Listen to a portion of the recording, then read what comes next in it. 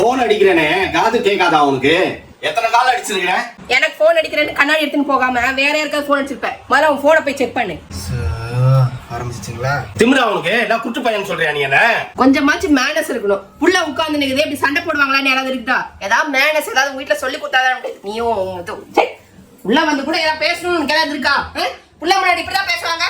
நில்லு நில்லு, ஓடுற பேசிக்கிட்டே பெரியவோ மாதிரி அப்படியே மேனஸ்க்கு பேர் போனவங்க உங்க அப்பா அம்மா. நில்றி மரியாதையா.